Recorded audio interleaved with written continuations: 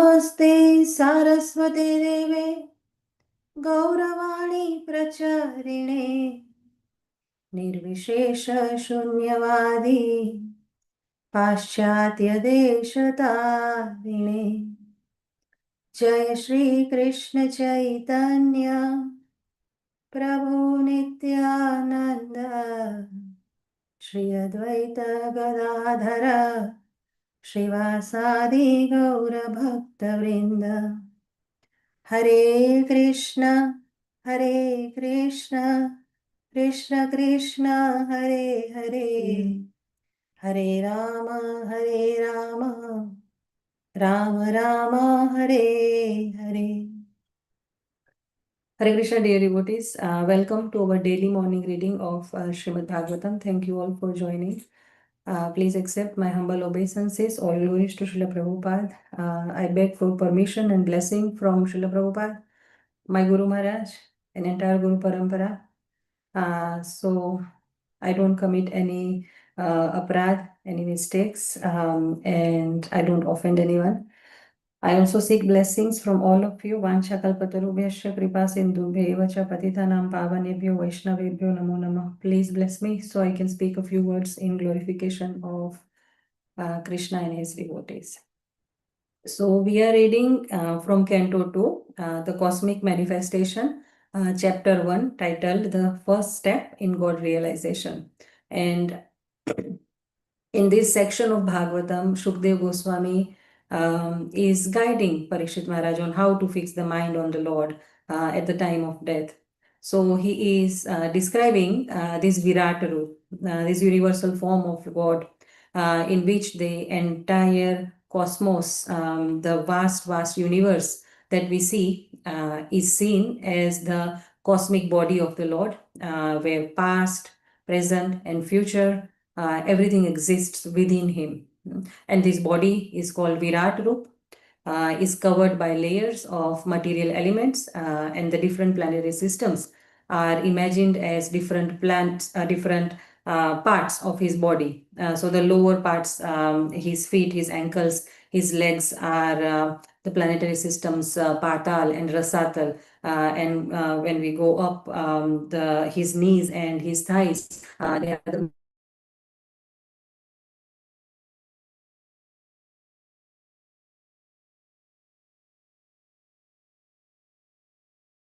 chest and head are the planetary systems above it. And the topmost planetary system, what we see yesterday, is the Satyalok, Shirshani Sahasra Shirshna.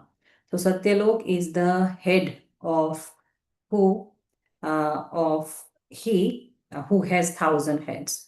So this form, this Virat Roop, reminds us these words, particularly this Sahasra Shirsha word, it reminds us of the Purusha Sukta prayers of Rigveda, which are recited in Sri Sampradaya, and they are also glorifying the Virat Roop.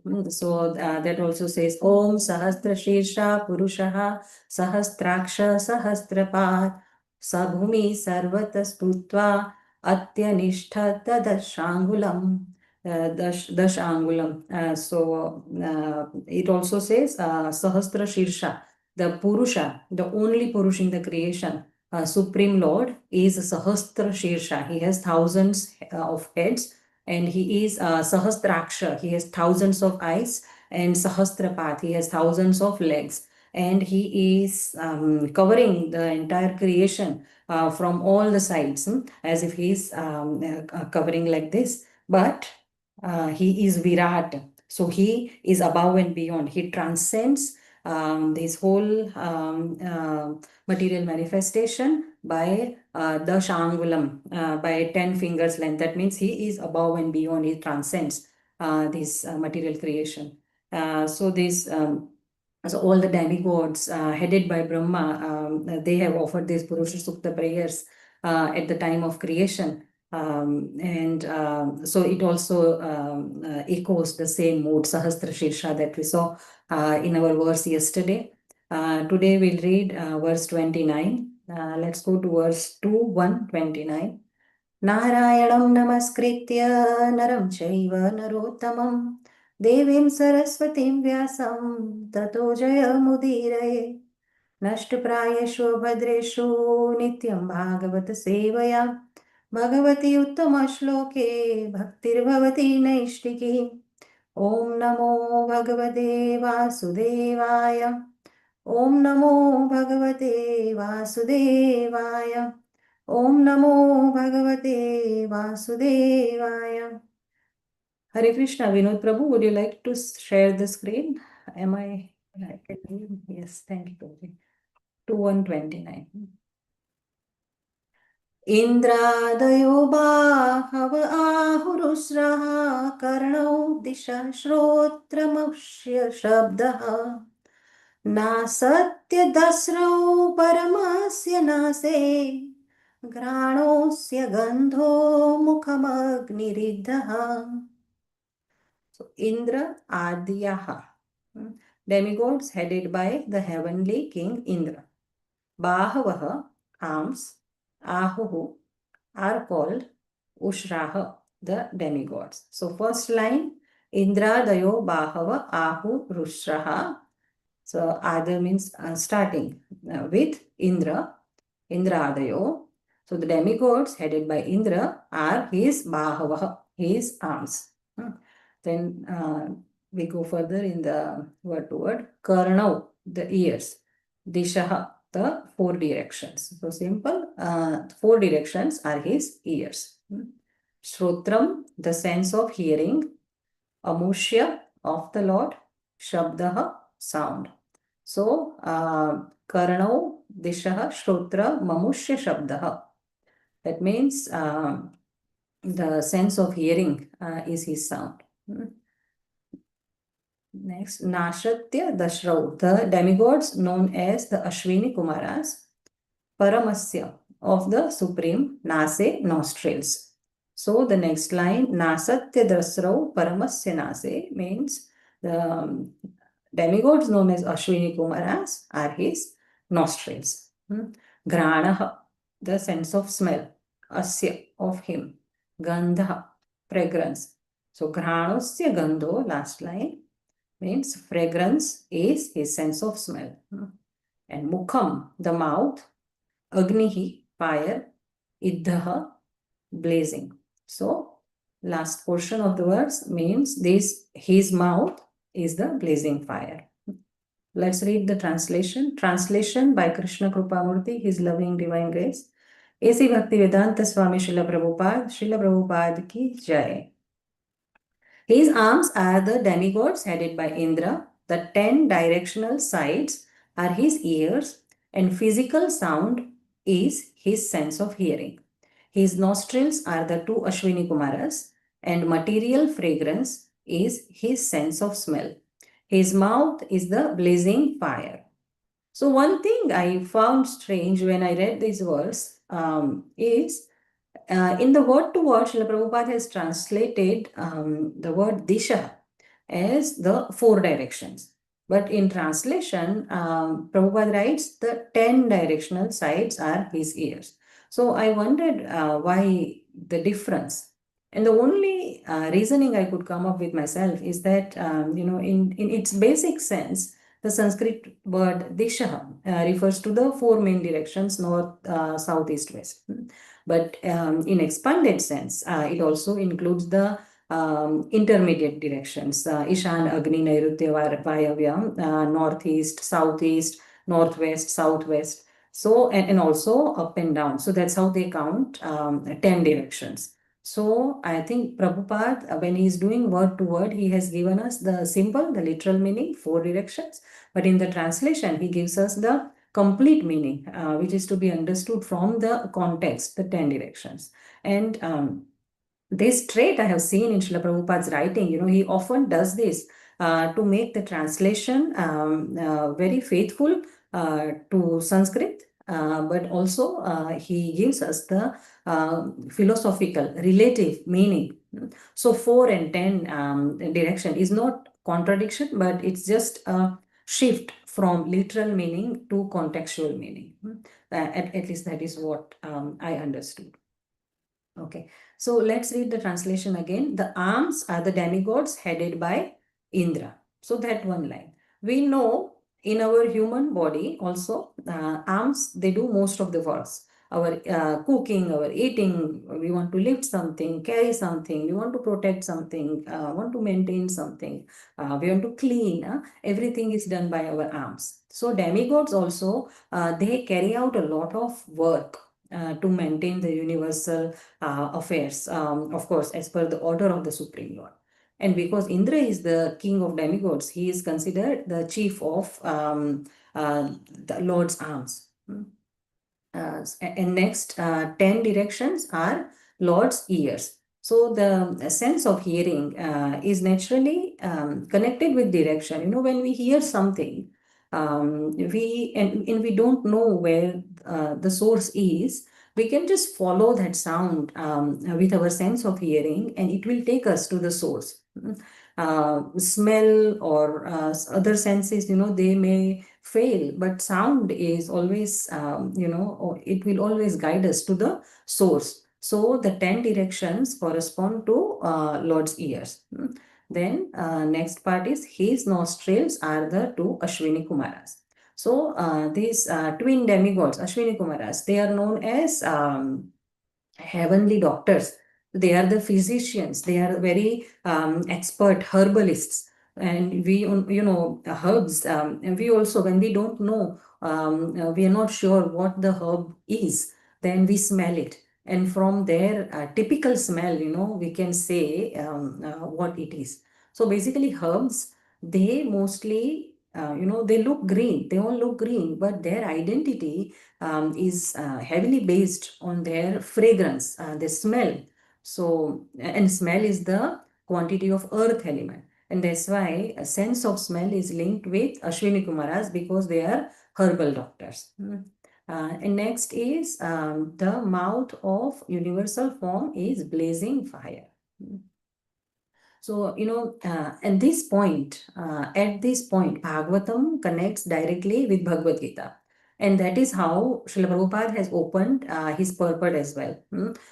So, in the first paragraph, he will see that he is only talking about this. Because in Gita also, in Bhagavad Gita 11.30, Arjun describes the same universal form that is being described here. He also describes it as devouring, he's consuming all the beings with his flaming mouth. So let's read the purport. Would anyone like to read the purport today?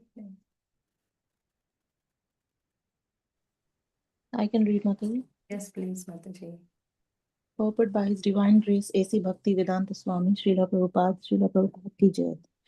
The description of the gigantic form of the personality of Godhead made in the 11th chapter of the Bhagavad Gita is further explained here in the Srimad Bhagavatam. The description in the Bhagavad Gita 11.30 runs as follows. O Vishnu, I see you devouring all people in your blazing mouths and covering all the universe by your immeasurable rays. Scorching the worlds, you are manifest. In that way, Srimad Bhagavatam is the postgraduate study for the student of the Bhagavad Gita. Both of them are the science of Krishna, the absolute truth, and so they are interdependent. The conception of the Virat Purusha or the gigantic form of the Supreme Lord is said to include all the dominating demigods as well as the dominated living beings. Even the minutest part of a living being is controlled by the empowered agency of the Lord.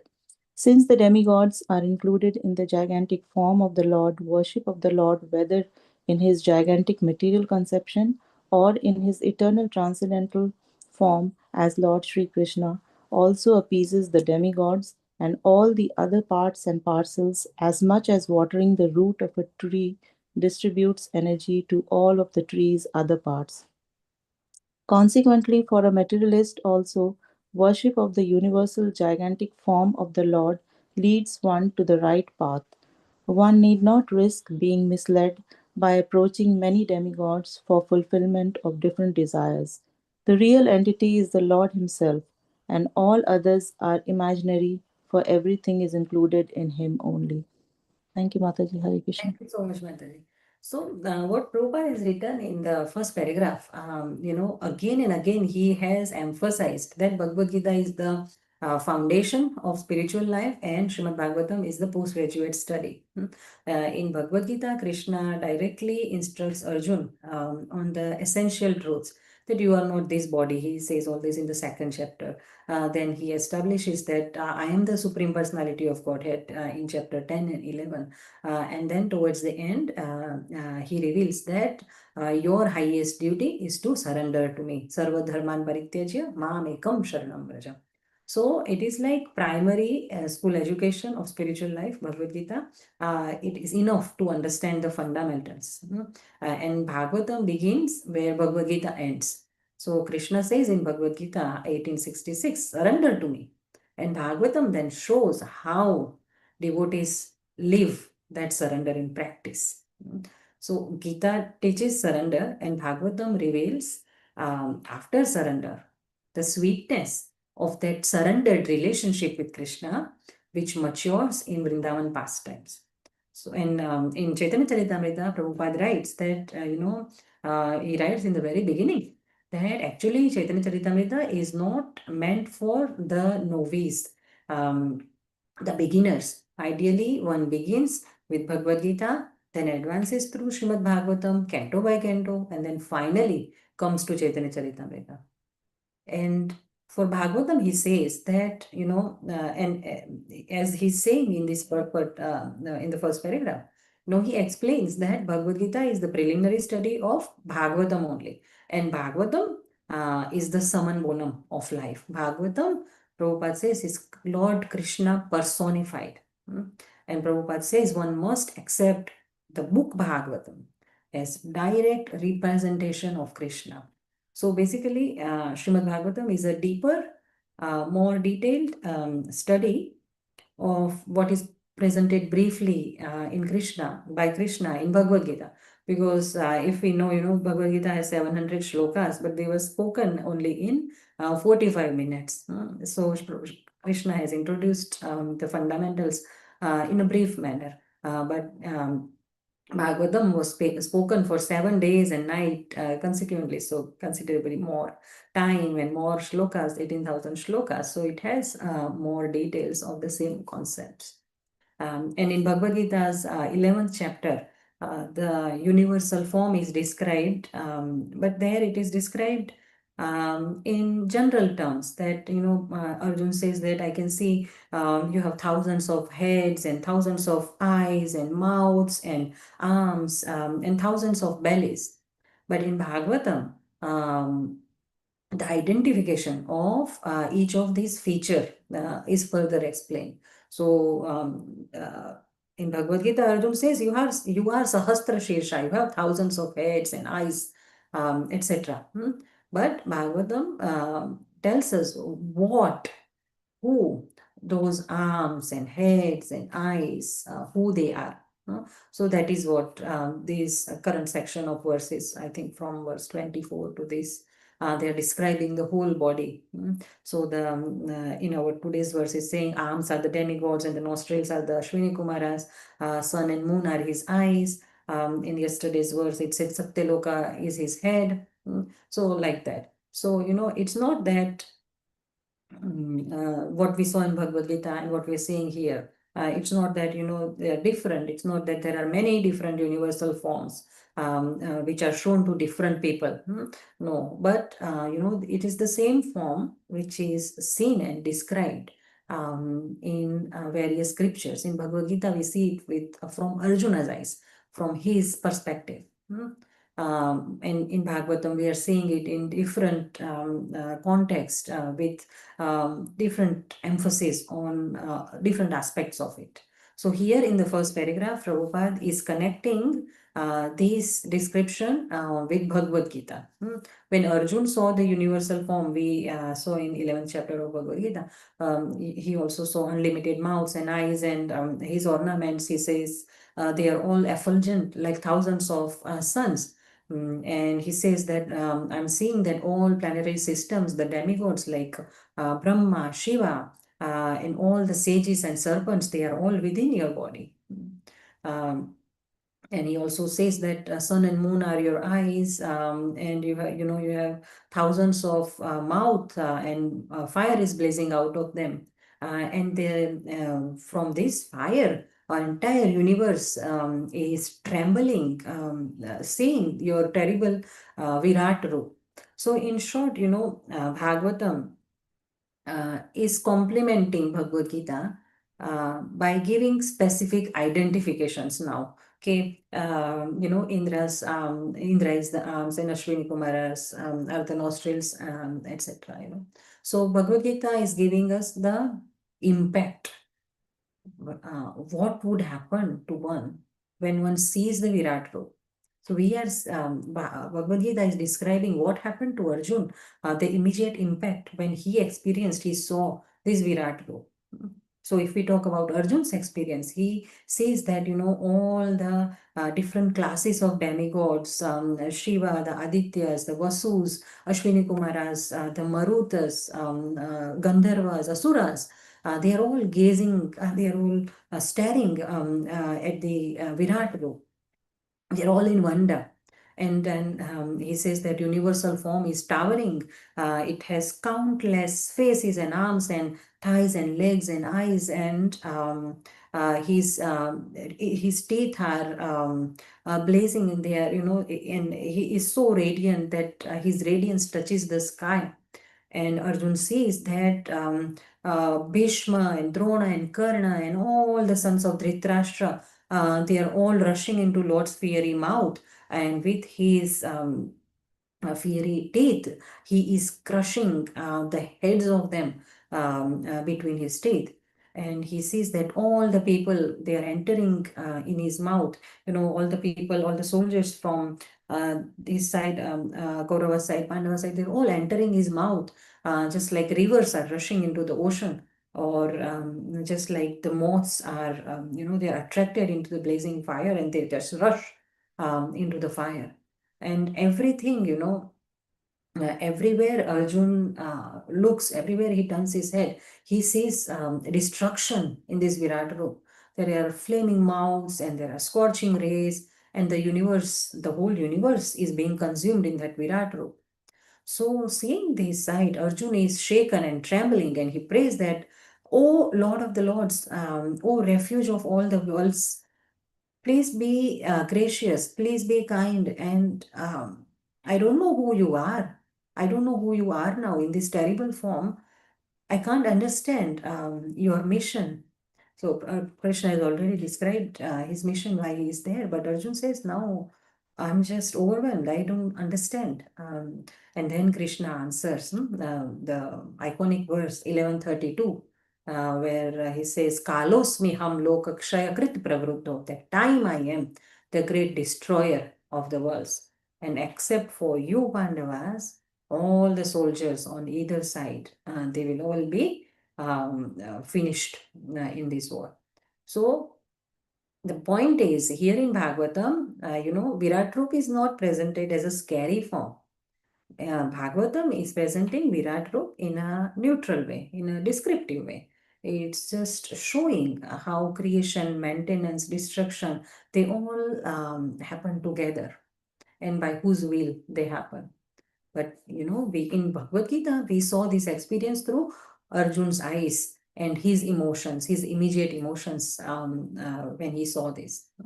So Arjun, he described that even demigods are disturbed and not, but they are not overwhelmed by the whole cosmic picture that much. But specifically, they are overwhelmed, scared by the destructive feature of time when they see that everyone is being crushed by his teeth. There is blazing fire. So, just by, hearing and reading, we feel fear. Why? Because, I feel fear. Because I'm a conditioned being. I'm attached to what exists. And that is the nature of conditioned being. They want to hold on to what they have. In Purusha Sukta also, and when we say most Vedic prayers, the prayer will often end with Shanti, Shanti, Shanti. So We want shanti. They want shanti, steadiness, maintain what is there. So, creation and maintenance are fine. They are not perceived as threat. But when it comes to destruction, because then that is fearful for everyone, for Arjun, for demigods, because pralaya, destruction, that is what will shatter our attachment, our families, our wealth, our power, our position, the titles we hold. So we see it all getting shattered when we think about this feature. And even same demigods, they are also they are also fearful because they are holding on to some temporary positions, which they can see that they will be their positions will be swallowed by this time. And we also, when a child is born, or when something new is created, we rejoice, we celebrate. But when a person dies, or when something that was once created gets destroyed, we cry, we lament, we are horrified. Even though they both are simply two sides of the time. Jatasya hi dhruvam mrityu, we know, but we still lament, we cry, we are fearful. So this universal form highlights how time devours everything without mercy. Anyone, human or demigod, anyone who is rich or poor, no matter. But death will strip everything, everyone. And everyone will lose the temporary identity, their much loved individuality. We are always, so much puffed about aham, me, mine, but it will all be stripped by time. It will all reduce down to dust. So when we are seeing the whole creation is getting, shattered. So, when we see the whole creation, it will also be destroyed, and then it will be reconstituted for next cycle of creation. So the lesson, the universal form is teaching us is that time is a powerful force. It is Krishna's energy that executes his will within this world. So creation, maintenance, destruction, they all operate through this time feature of Krishna as per the will of Krishna. So for a materialistic person, this vision is terrifying. But for devotees, it is a reminder of our dependence on Krishna and the futility of these worldly attachments.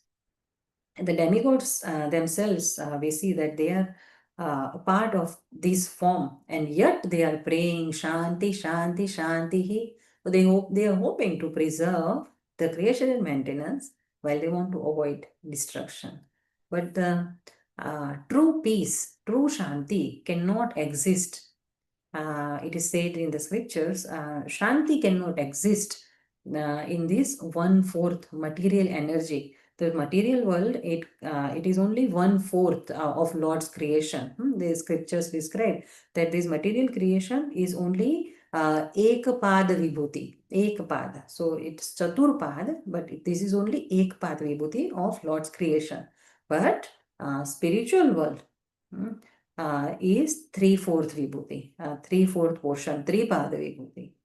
And in this 1/4 portion, time, Kal is present as Lord's energy. Time governs the creation, maintenance, destruction, and every being and every object is subject to time. Kalaha pibati tadrasam. Kal, time, it drinks, pibati, drinks away the essence, tadrasam, essence from everything and everyone. Nothing here is permanent. The person who was roaring like a lion once in his youth becomes very weak when the body grows old and eventually dies. Relationships changes, people change, people die, and we feel anxiety, pain, the pain of loss. Even great kings and great kings and great kingdoms and civilizations, they rise and fall. And even the planets and universe, as we are seeing in this description of Virat Rup, they also dissolve at the time of annihilation. So in this way, time guarantees impermanence, and impermanence means anxiety when we don't know. And we are peaceful when we know, this is how the situation is going to be. But when there is uncertainty, the impermanence, that translates to anxiety. So we pray for peace, Shanti. But Shanti is impossible here. Hare Krishna, Gangeshwar Prabhuji. Thank you. So, impermanence means anxiety, kuntha. And we are praying for peace, Shanti. But Shanti is impossible here in this 1/4 energy of creation. But in the spiritual world, in the 3/4 portion, there is no time. As we know, everything in the spiritual world is Sat Chit Anand. Everything is eternal, everything is blissful, and everything is changeless. Every step is a dance and every word is a song. And the relationship, the only true relationship, the one with Krishna, and the beauty and the joy of that relationship never decays. And that is why there is no anxiety, no kuntha. And that is why it is Vaikuntha. The place where there is no kuntha, no anxiety. And that is why Krishna invites us. In Bhagavad Gita 15.6, he says, Natad bhasayate suryo no shashanko na pavakaha yad gatva na nivartante tad dhamam paramam.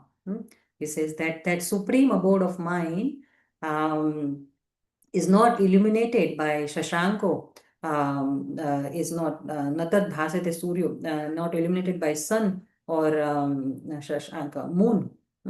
But once you come there, Yad Gatva na Nivartante, you will never return. So this Virat Roop is a reminder that only when I will return to Krishna, who is beyond material time, only then I will find real peace. The Virat Roop is obviously not Krishna's highest feature. It is not his original form. That is not how he looks. But it is a display he puts before us as an educational vision to help conditioned soul like us to understand that this entire universe rests on him and everything is a part of his body. When he says, Mattah Sarvam Pravardate in Bhagavad Gita 10.8, which means in English, everything emanates from me.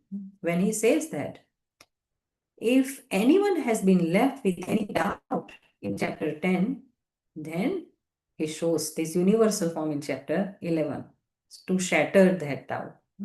When one sees the Virat Roop, it commands surrender. It shows us how insignificant we are. And then, there is no hope in our material attachments. It shows us our gati, where we are going to go. But us devotees, devotees, they know all this. What Arjun, what does Arjun say after he sees this form? He says that now please come back to your two-handed form. So ultimately, devotees go beyond the universal form. Devotees meditate on Krishna's two-handed form, Shyama Sundar form, which is the source of all manifestations. So worshipping what Prabhupada says in the last portion of the purport, worshipping the universal form or demigod separately is unnecessary. When one worships Krishna, all parts of his cosmic body, including the demigods, they're all automatically worshipped, they're all automatically satisfied and pleased by us. यथा तरोर्मूलनिषेचनेन तृप्यन्ति तत्स्कन्धभुजोपशाखा प्राणोपहारा च तथेन्द्रियाणां तथैव सर्वार्हणमच्युतेज्या. So yatha tarormul nishechanena, as we water the mool, the root, it nourishes all parts of a tree. So just like that, worship of Krishna automatically pleases all the demigods and everyone, all the jivas. So, we Gaudiya Vaishnavas, we go even further, even we go beyond this Virat Rup. We do not meditate on the terrifying Virat Rup, nor even only Vishnu, because he is the creator. But our focus is Shyam Sundar, Krishna in Vrindavan, the sweet Krishna, who is the supreme enjoyer, whose sweet two-armed form is the source of all these descriptions that we are going through, all other manifestations and all other forms of God, Vishnu, Narayan, and even this awe-inspiring Virat Rup, universal form. All these, we understand that they all originate from Krishna. So even though, when we are reading, it sounds overwhelming and we feel like, oh, how can I understand all this? But what we understand is that everything always has originated from Krishna. And yet his highest manifestation, his highest revelation is not this Virat form. It's not his as a majestic ruler, but as a cowherd boy of Vrindavan. Yes, he is Virat. Yes, he is Bhagavan. Yes, he is the one who has all six opulences in full. But in Vrindavan, he hides his opulence. He forgets that he is Bhagavan. His majesty, he forgets because he wants to relish the intimacy with his devotees. So Krishna's two-armed form, holding a flute with a peacock feather in his hair, standing in a threefold bending form in Tribhanga. That is the original personality of Godhead. That is Swayam Bhagavan. And his smile melts the hearts of gopis, and his flute enchants all the beings in Vrindavan, the cows, the birds, the rivers, even the mountain. So his glance carries so much affection that even the proudest demigods we see throughout Bhagavatam, that his glance has so much affection that everyone bows down to him in wonder. So this Krishna, our Krishna, is not a god of fear, he is god of love. The one who steals butter, dances, and wrestles with his friends, allows Mother Yashoda to bind him. The same Lord who devours the universes as time, the same one also begs for butter with trembling lips. And the same Lord whom Brahma worships with awe is chastised by Mother Yashoda with a stick when he breaks the butter pot. And the same Lord who holds all these planets in his mouth, when he shows Mother Yashoda the whole cosmos in his mouth, the same one trembles in fear of her stick. So this is the sweetness, madhurya of our Shyam Sundar. He conquers by love, not by power, not by fear. So he conquers us by love, and he is conquered by our love. And his supremacy is revealed most fully when he allows his devotees to forget that he is God. And like this, Bhagavatam builds us step by step. Canto 1 to 9 prepares us through philosophy and history and the facts, and there will be so much more overwhelming narrations. I remember when I first started reading Bhagavad Gita, Viraj Krishna Prabhu suggested that I join this class by Hanuman Prabhu from Melbourne. And they were reading Canto 3 at that time, Sankhya Yoga. And I joined for a few days and I was so overwhelmed that I thought I can never understand this. Bhagavatam is not for me. So I stopped joining those classes and I just focused on Bhagavad Gita for the time being. So, like this Bhagavatam Canto 9 by 9, they prepare us through this all these narrations. And this, even though we understand this fully or not, even if we understand this only little bit, all this helps us so much in deity worship, that the person who is standing before me, ready to accept my worship, is not any ordinary person. He is this towering personality who is praised and glorified and bowed down by all the scriptures and all the great personalities like Lord Brahma, Lord Shiva. And here he is ready to give me the pleasure of serving him. So, it's not just 1 foot tall Vigraha. He is Krishna himself. Pratima nahi tumit shakshat Rajendra Nandan. So, when we get ready like this from Canto 1 to 9, then Canto 10 reveals Krishna's intimate pastimes in Vrindavan.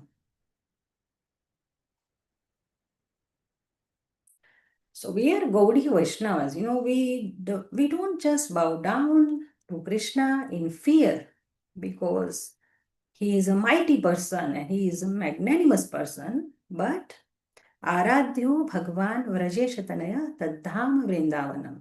We are those who are sold. We are those who are sold out to his flute, his smile, his playful nature. And that Krishna in Vrindavan, surrounded by cows and friends and gopis, is the supreme enjoyer and the sweetest reality. So I don't understand much about this Virata form, but this is what I understand. I think we'll pause our session here today. I don't think we can cover the next verse. But if anyone has any questions, not that I'll be able to answer, but if anyone has any questions, realizations, corrections, we can please share and we can discuss. Please unmute and share. Hare Krishna.